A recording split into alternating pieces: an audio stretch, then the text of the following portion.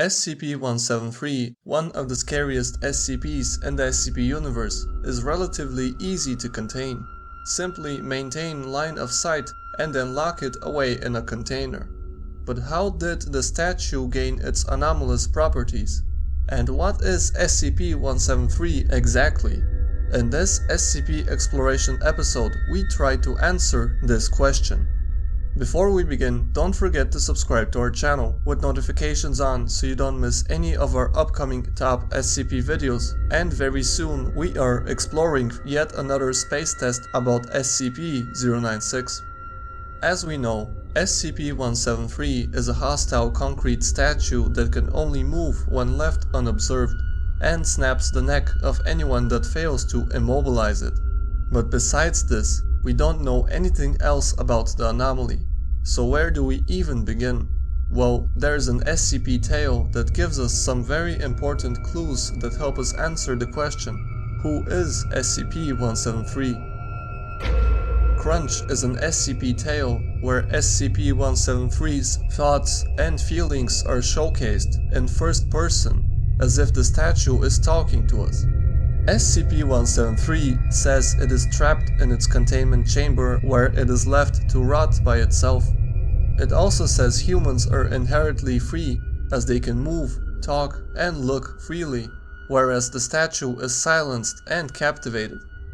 SCP-173 also says it is free when humans don't look at it, and is a prisoner when they do. The SCP statue also says its life has no meaning, as it does nothing but walk and scrape the walls. With one exception, crunch, the sound the D-class's necks make when they're snapped. The anomaly says it takes joy in attacking and killing the workers, as it hates all of humanity. And lastly, SCP-173 tells us how on one occasion a person entered its chamber, told it he wanted to die, and closed his eyes, but the anomaly refused to kill him, and instead left him to suffer. And lastly, something worth mentioning, the tale is written in very incoherent English, showing that the statue isn't as intelligent as an ordinary human. So what exactly does this SCP Tale tell us about the SCP-173 story? Well, firstly, it informs us that SCP-173 is, against its own will, physically unable to move when someone is looking at it. This means that there is someone, perhaps its creator, or something that prevents it from doing this.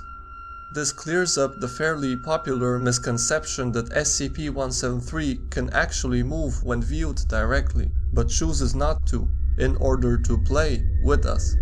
Secondly, it tells us that the statue, although not as intelligent as an ordinary human, is most definitely sapient. SCP-173's described thoughts and feelings appear very similar to our thought process, even though the anomaly is made of concrete. And as described above, even though the anomaly almost always kills people which fail to observe it, it has on one occasion refused to do this, showing us it is capable of making decisions to some extent.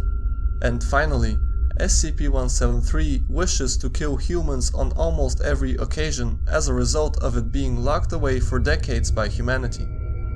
So now we know that the anomaly is a sapient statue that was somehow, probably during its creation, bound to be unable to move when observed, or may not have been instructed to kill humans that fail to do this. Well, this tells us more about the anomaly's nature, but doesn't help us determine its origin. If we turn to mythology, however, we happen to discover a mythical creature that appears very similar to the famous SCP-173. In Jewish folklore, a golem is an animated anthropomorphic that is created entirely from inanimate matter, usually clay or mud. The word golem itself occurs once in the Bible and relates to the unfinished human being before God's eyes. In modern Hebrew, golem is used to mean dumb or helpless. Similarly, it is often used today as a metaphor for an entity who serves a man under controlled conditions but is hostile to him and all others. And analysis of stories containing golems reveal them to be symbols of war, isolation, and despair. We already noticed the huge similarities between Golems and SCP-173. One is created from mud or clay, and the other was created using concrete, which is made of clay. Both have a creator whose will they must obey forever. Golems are capable of thinking, but can only best be described by the word dumb, and SCP-173's way of speaking is very incoherent, as showcased in the Tale Crunch. Golems symbolize war, isolation, and despair, and the concrete statue is described as very lonely, depressed, and hostile towards humans. Golems are also capable of human-like emotions, as one of the most famous Golem stories, the story of Judah creating one from mud, tells us that it fell in love, and when rejected, became a violent monster and went on a murderous rampage. And as we already said, in Crunch, SCP-173 is shown to be full of strong negative emotions such as hate and despair. Furthermore, in the same SCP Tale, 173 says, quote, "Never seen by others, never spoken, listen but never speak," end quote, implying SCP-173 can actually talk, and in the SCP Tale, have a heart. The statue gets a hold of a postcard and manages to read its contents. All of this implies that SCP-173 can speak human languages, just as Golems can. And lastly, the most important similarity, both are inanimate objects which have somehow become alive. So at this point we can very much call our beloved SCP statue a Golem. So what can we learn from Golems about the SCP-173 backstory that isn't featured on the SCP Wiki? In Jewish folklore, Golems were made sapient by an ecstatic experience induced by the ritualistic use of various letters of the Hebrew alphabet. The words were then written on a piece of paper and inserted in the mouth or in the forehead of the Golem, which activated the creature. Unfortunately, we don't know anything about how SCP-173 was created, besides the material it's made of. In an SCP Tale, however, called SCP-173-D, in which the SCP Foundation decided to destroy the statue, we find a hint about how it was created. Scranton reality anchors were used to help destroy the entity, which are powerful machines used to impede reality bending effects. The anomaly was then neutralized using an ordinary sledgehammer. After the statue was reduced to a slurry of blood and stone, a canister was found amongst the rubble. Inside was a note which read, "Are we cool yet?" So we see that SCP-173 contained a note inside of its body, similar to the notes inserted in Golems during their creation. Could it be that SCP-173 was also created using a similar ritual? This is definitely very likely, judging from the vast similarities between the mythical creatures and our favorite SCP statue. But Golems are created for a reason, either to help their masters in some way or to fulfill a purpose. So what is SCP-173's purpose? If someone wanted to create a monster that killed as many people as it could, why would its creator order it to stay still when directly observed? If we keep exploring the SCP Wiki, we find the answer. In the same tale where 173 is supposedly terminated, it is mentioned that the statue is the art piece of some unknown, attention-starved artist who put a piece of themselves in their work.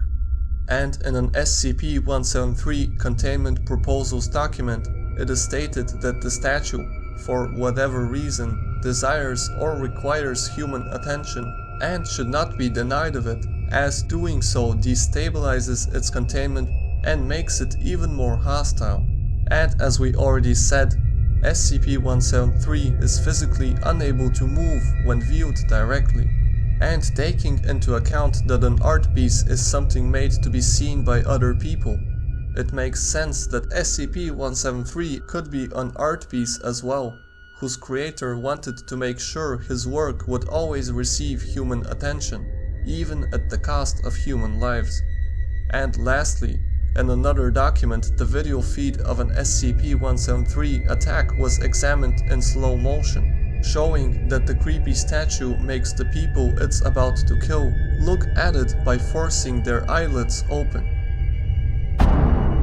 Let's summarize what we know about the SCP-173 history so far.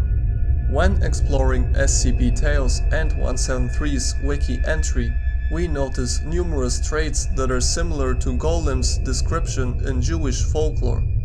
Golems are entities created from clay, and SCP-173 is made of concrete, which is made of clay. The statue is sapient, very lonely, not very intelligent, hostile, and likely capable of speech, just as golems are. And last but not least, golems are created using a ritual, during which a piece of paper with words on it is inserted in the golem's body. And when SCP-173 was allegedly destroyed in an SCP Tale, a note with the words, "Are we cool yet?" revealed itself. Also, SCP-173 is said to be an art piece of an unknown attention-starved artist on more than one occasion in SCP Tales. So taking all this into account, we conclude that SCP-173 is an abstract art project that was turned into a living golem, and was either instructed to kill anyone that doesn't look at it, or decided to go on this killing spree as a result of its hatred towards humanity. And the statue even goes as far as to force people's eyelids open before killing them, so they catch a glimpse of the art piece that will do anything to receive human attention, just as its creator intended. This concludes our video on the SCP-173 origin. So do you think this SCP-173 theory fits well in the SCP lore? If there are any other SCP origin videos that you would like us to make, don't hesitate to share them with us in the comments.